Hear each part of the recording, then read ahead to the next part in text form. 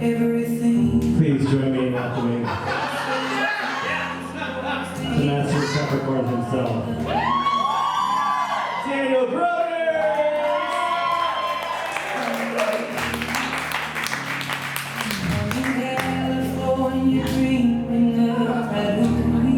This song's in my heart. Katie, what do you think? The suit kind of fleek? Yes. Fleeked it. I'm real fleeked it right now. I'm 35, so I'm still in, right? That's the right and wrong buttons. No, for real, like, this suit is like, it's me. I was walking through, this isn't like part of my skit, I want to tell you about the suit. I was walking through this thrift store, and I stopped, and I did a second, and there was this suit, and my buddy goes, "That's a pretty boss suit." And I pulled it out, and it was beautiful, it was perfect. I mean, as you can tell, it's beautiful and perfect.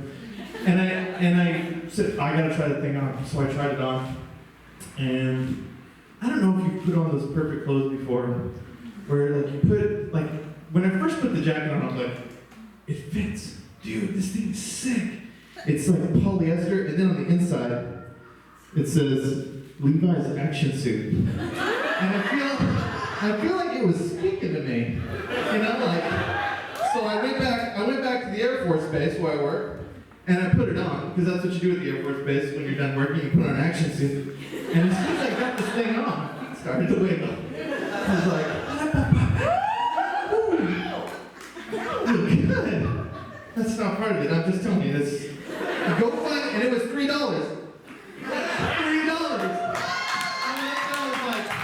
I was like, hey, how much is this suit? And they're like, I don't know, like $3. I was like, oh, I'll take it. Do you take a credit card? You know, like, I make payments. 3 months later, I had that thing paid up.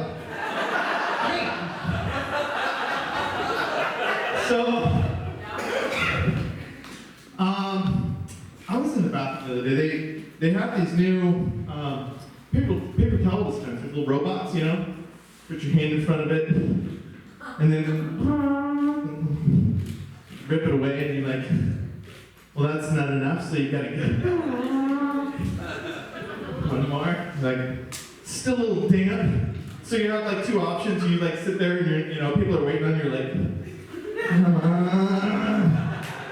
or you can just like walk down the hallways. Let's try it. I'm just a little damp right now. Don't mind me. An idiot walking around damp hand. Danny damp hands. You know? So, like, I was wondering who's making the are these like some paper misers? They're like, they got their little machines, the robot paper machines, and the guy's like, all right, you know, we're gonna program this so that we can got paper out so everybody can do so take care real quick here. He's like, all right, Johnny, come here. Get your hands nice and wet. I'm gonna pull out 12 inches here, rip it off. How does that feel? Johnny's like, it's good, but it's not, you know, I'm not dry yet. Perfect. We'll take 6 inches off of that, and then we'll just, you know, knock off those. It's the tree-hugging hippie paper misers out there, and you know what's gonna happen? You're gonna be come in the stall, sit down, land on your phone. Candy Crush, boop, killed it. One square at a time. You holding that thing up on your finger.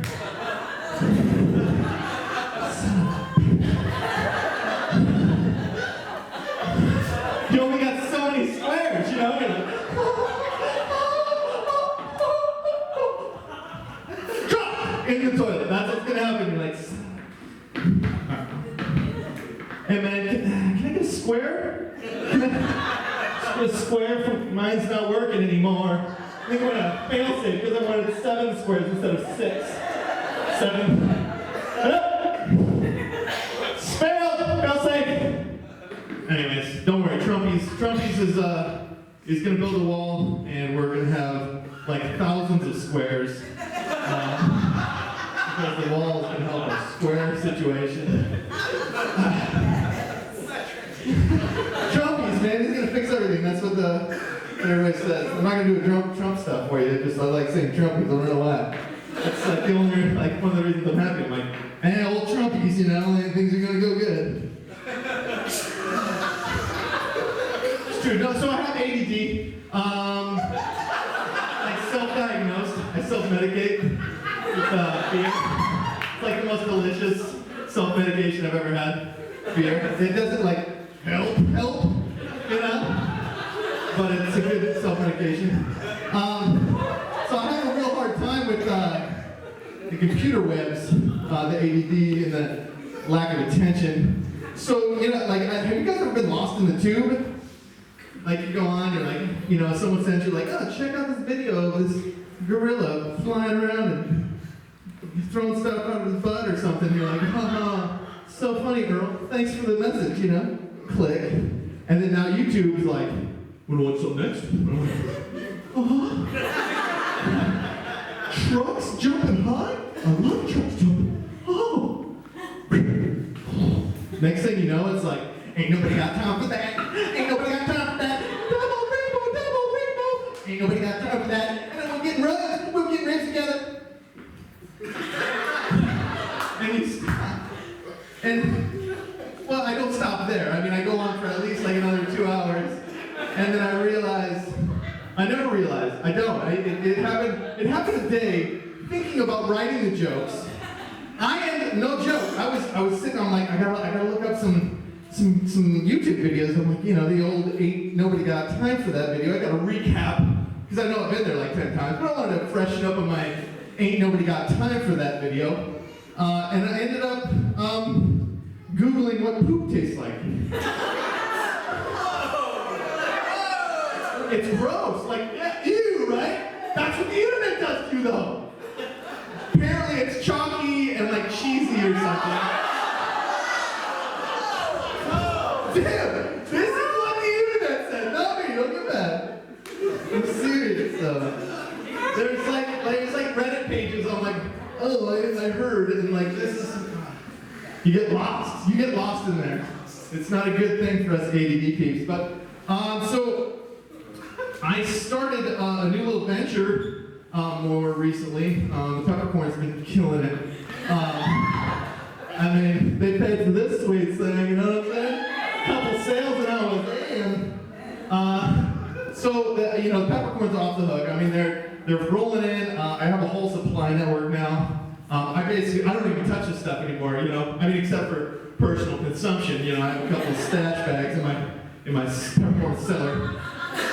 But, you know, I mean, you have to, there's a thing called scaling in business, you know, and if you don't get bigger and get better, you'll lose out to those other peppercorn smugglers out there in the world smuggling peppercorns. You know, there's competition now. People, I guess, work that out since I've been talking about it. So, I started importing some serious salts. Double hump camel salts. You get a scrape out of the camel's hair. There's some really delicious ones. The Himalayan salts that you would normally find, they're pretty readily available. We have some of those, but we also have the Afghanistan. It's a goat cankle salt, and you get it down from the goat cankles. You gotta find the right goat. I'm not talking just regular old salts here, people. This is some serious salts that are really hard to find. Because goats are always like real nimbly-pimbly, you know? Running up the hills and stuff. But if you find the cankle goats, they get all that extra salt because they can't make it up there and they're sweating in the sun. And you're like, you just get in there and you scrape it off. And listen, you get, we're not hurting goats. Don't say, oh, we're not hurting them. It's the only way that they're staying alive. Normally they'd be turned into some kind of shawarma or something. I love shawarma, no joke. But yeah, I mean, we clean it off, we spray it down real good and bake it. So, and you know, so what we've done is we've taken peppercorns and we've taken these little rock salts and we grind them into like a nice little circle, almost like a bead.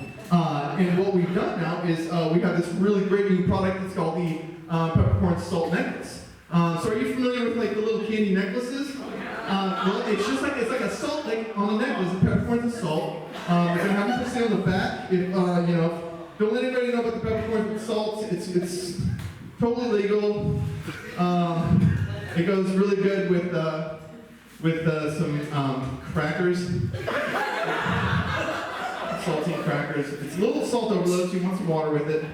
But in truth, I did have an experience where I was out bartering.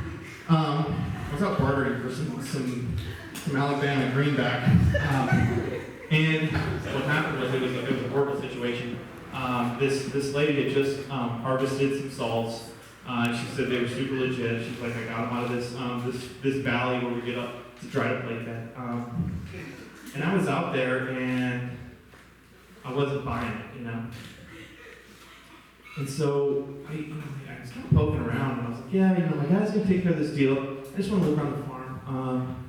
Sure enough, she was harvesting salt from the dead bodies of her cows. So what we did is we got the cows processed correctly. We got the meats taken care of, and it was the cows were like freshly-ish dead. Have you ever eaten freshly-ish cow dead? It's like steak. Ish.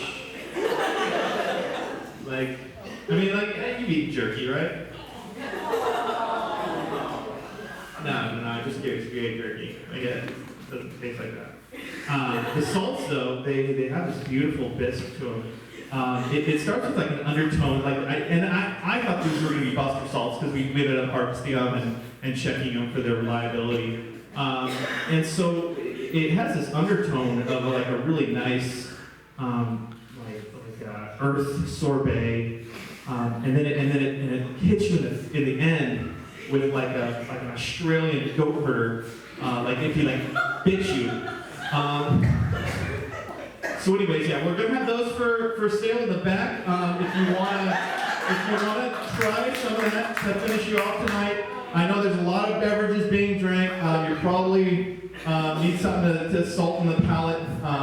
We have some amazing salts back there. I am Action Soup Groot, and I will be in the back all night. Thank you very much, everybody.